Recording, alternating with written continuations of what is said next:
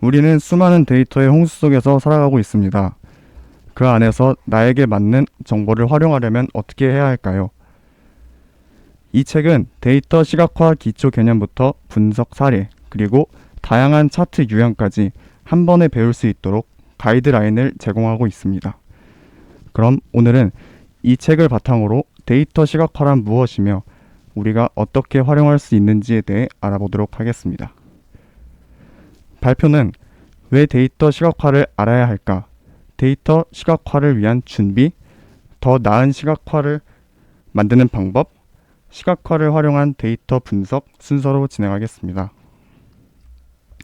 첫 번째, 우리는 왜 데이터 시각화를 알아야 할까요?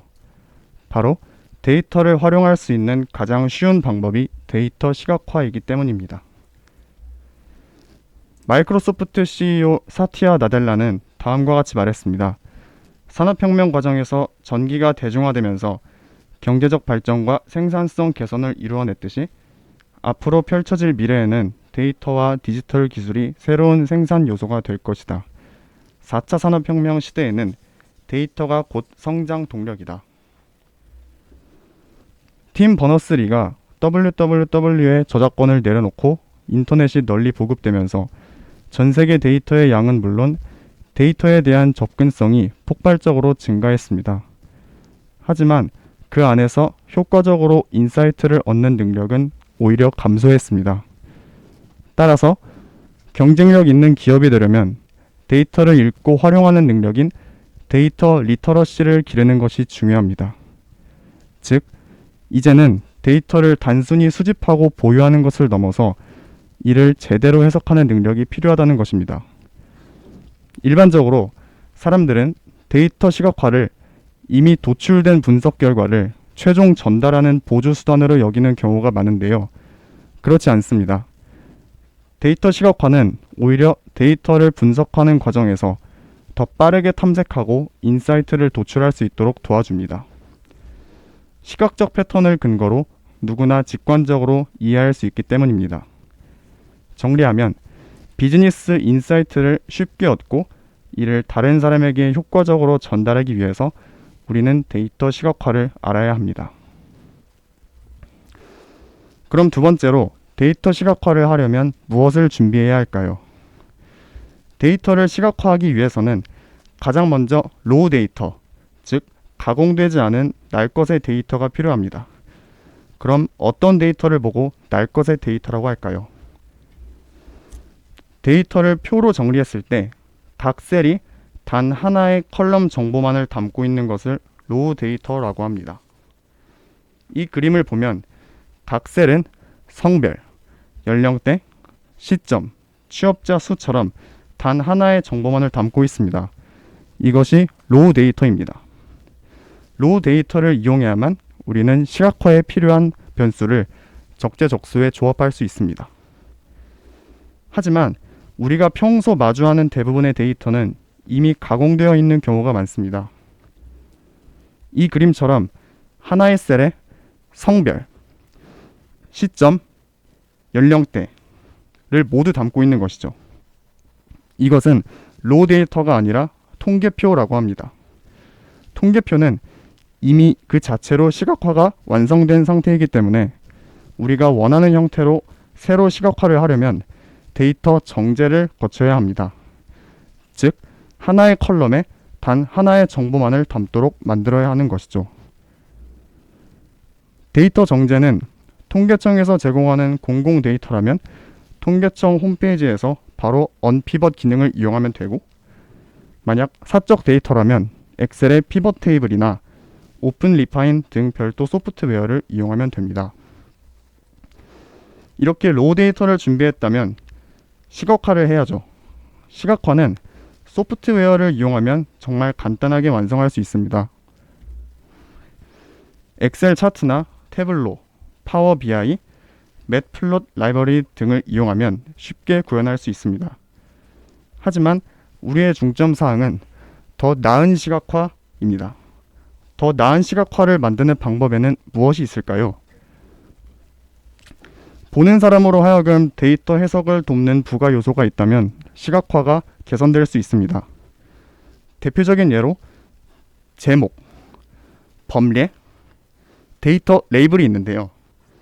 이들은 사용자에게 텍스트를 먼저 보게 함으로써 강조하고자 하는 부분에 시선을 끌 수 있습니다. 특히 그래프상의 급등 또는 급락 지점에 추가한다면 더 좋은 효과를 줄 수 있습니다. 데이터 레이블을 넘어 어노테이션, 즉 주석을 달면 더 자세하게 설명할 수 있기 때문에 인사이트를 직접 전달하고 싶다면 더 큰 효과를 줄 수 있습니다. 방금까지 다룬 제목, 범례, 데이터 레이블, 어노테이션은 텍스트를 기반으로 직접 기입한 경우인데요. 만약 텍스트를 이용하고 싶지 않다면 특정 수치에서 참조선이나 추세선을 대신 이용함으로써 전달하고자 하는 의미를 표현할 수 있습니다. 추가로 색깔을 이용하면 차트 작성자가 무엇에 더 집중해서 보았는지 강조하고 싶은 곳과 배제하고 싶은 곳을 차이를 둠으로써 더 직관적으로 보여줄 수 있습니다. 그런데 시각화를 하다 보면 어느 한계에 부딪힐 수 있습니다. 바로 하나의 차트에 많은 정보를 담으려고 하다 보니 오히려 원하는 인사이트를 찾을 수 없는 경우가 생기는데요. 이 차트는 OECD 국가별 인구수 상위 10개 국가 현황입니다. 국가별 막대를 연도별 데이터의 크기를 기준으로 쪼갠 것인데요. 연도별 데이터의 크기 변화를 정확히 파악하기 어렵다는 특징이 있습니다. 각각의 추이를 알기 어려울 뿐더러 직관적이지 않습니다. 이런 경우 어떻게 해야 더 나은 시각화로 만들 수 있을까요? 바로 스몰 멀티플즈를 이용하면 됩니다. 스몰 멀티플즈란 동일한 데이터 값을 기준으로 표현한 시각화 유형을 다수의 시각화 차트로 줄지어 나열한 세트를 말하는데요. 이 그래프처럼 내가 중점적으로 보여주고 싶은 변수를 하나 선택하고 그 변수의 항목값마다 차트를 개별적으로 그려서 나열하면 되는 것입니다. 여기서는 국가라는 변수를 아예 따로 빼서 차원을 분리함으로써 이전 그래프와 달리 직관성을 갖추게 된 것입니다. 하지만 지도 시각화의 경우에는 주의할 점이 있는데요. 지역별 면적이 이미 정해져 있기 때문에 크기에 대한 선입견이 데이터 해석에 왜곡을 줄 수 있다는 것입니다.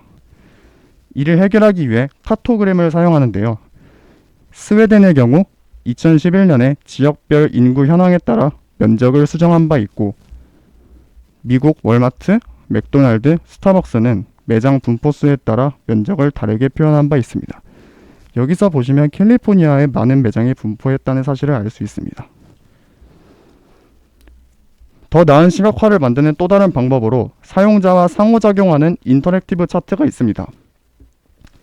지금까지는 시각화 제작자가 배포한 차트를 일종의 그림 형태로 받아들이는 형태였습니다. 하지만 인터랙티브 차트를 이용하면 데이터를 수동적으로 수용하는 것이 아니라 차트 영역 위에 스스로 마우스를 오버하거나 클릭, 드래그, 확대 등의 액션을 취함으로써 자신만의 패턴과 인사이트를 찾을 수 있게 됩니다.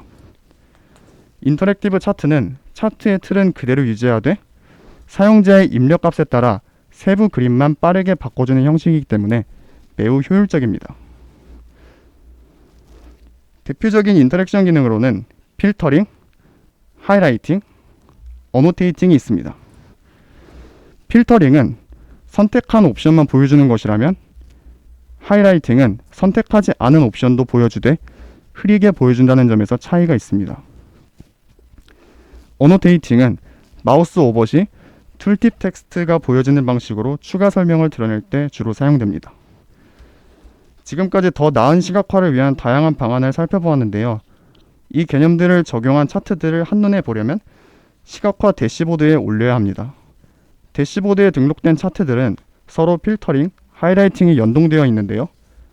실제로 구글 애널리틱스 등 솔루션에서는 데이터 시각화 대시보드를 커스터마이징 할 수 있어서 자신이 원하는 대로 차트를 살펴보고 보고서를 작성할 수 있습니다. 데이터 시각화는 인사이트를 도출하기 위한 도구로서 사용된다고 했습니다. 그런데 준비한 로우 데이터에서 인사이트를 어떻게 도출하는 것일까요? 로우 데이터의 각 셀을 살펴보면 데이터 값이 개별 카테고리로 구분되는 범주형 변수와 계산이 가능한 숫자 형태의 값을 가진 수치형 변수로 나눌 수 있습니다. 예를 들면 주문 날짜, 지역, 상품 분류, 할인율은 필터링을 통해 여러 항목으로 나누어 볼 수 있는 기준이 되기 때문에 범주형 변수로 분류하고, 주문 건수, 판매량, 단가는 서로 더하거나 곱하는 등 유의미한 계산을 할 수 있기 때문에 수치형 변수로 분류하는 것입니다. 주의할 것은 아무리 숫자로 이루어져 있다고 해도 할인율이나 나이처럼 서로 더하거나 빼도 무의미한 경우에는 수치형 변수가 아닌 범주형 변수로 분류한다는 것입니다. 이해를 돕기 위해 그림을 봅시다. 준비한 로우 데이터를 보면서 범주형 변수와 수치형 변수로 각각 분류합니다. 이 표에서는 사용일자, 노선명, 역 아이디, 역명, 등록일자가 범주형 변수이고, 승자 총 승객수와 하차 총 승객수가 수치형 변수가 됩니다. 우리가 시각화를 한다는 것은 이렇게 로우 데이터를 그룹별로 묶고 수치를 계산한다는 것을 말합니다. 즉 시각화의 본질은 수치형 변수와 범주형 변수의 조합으로 만들어지는 것인데, 이것을 데이터 집산이라고 합니다. 데이터 집산을 통해서 분명 같은 로우 데이터에서 출발했지만 주목하고 싶은 부분이 무엇인지에 따라 통계표 또는 다른 모양의 수많은 차트가 파생됨을 볼 수 있습니다. 이때 범주형 변수의 항목별 수치 데이터를 원의 크기로 표현하면 버블 차트, 텍스트 형태로 표현하면 워드 클라우드, 아이콘으로 표현하면 픽토그램, 도형의 크기로 표현하면 비례 도형도, 또 구성 비중과 분포를 보고 싶다면 도너 차트를, 두 개의 수치형 변수 간 상관관계를 알고 싶다면 산점도를, 그리고 두 개의 범주형 변수와 한 개의 수치형 변수를 알고 싶다면 XY 히트맵, 그리고 여러 변수를 한 번에 표시하고 싶다면 방사형 또는 레이더 차트를 이용하면 됩니다. 이처럼 같은 로우 데이터라도 수치형 변수와 범주형 변수를 조합한다는 본질을 이용하면 다양한 시각화를 만들 수 있습니다. 그리고 범주형 변수에 따라 수치형 변수가 특이하게 달라지는 부분이 있다면 우리는 그것에 주목을 하면 됩니다. 지금까지 데이터 시각화의 중요성 및 가치에 대해 알아보았습니다. 데이터 시각화는 데이터가 존재하는 곳이라면 어디든 활용할 수 있습니다. 그리고 데이터를 접할 수 있는 누구든지 데이터를 활용할 수 있는 가장 쉬운 방법이 바로 데이터 시각화입니다. 데이터 시각화가 단순히 보여주기용이 아니라 인사이트를 도출하기 위한 방법으로서 활용된다는 것을 기억한다면 각자의 분야에서 보다 나은 의사결정을 하는 데 큰 도움이 될 것입니다. 이상으로 발표를 마치겠습니다. 감사합니다.